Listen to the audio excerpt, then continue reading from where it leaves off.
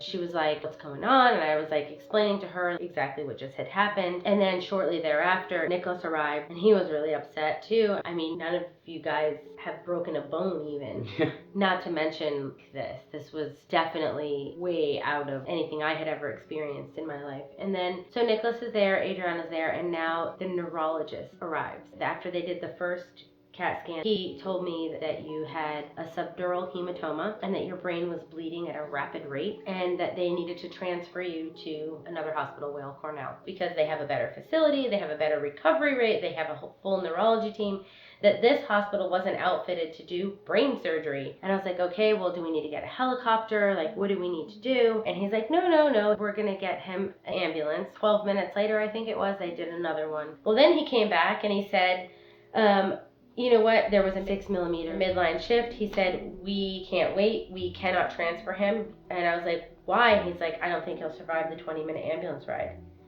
And I go, then let's get a helicopter. He's like, we don't have time. And he's like, by the time we get the helicopter here, it's still 20 minutes. It's 20 minutes either way, and I don't think he's gonna make it.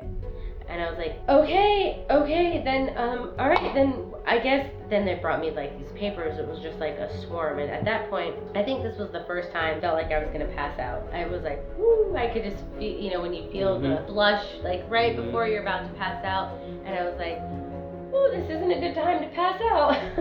And Adriana was like, it's okay. And then like, I just, I think I went into a little bit of shock. What my concern was, they had just said that they didn't want to do the surgery there. I said, doctor, no offense, but you just told me that you didn't want to do the surgery.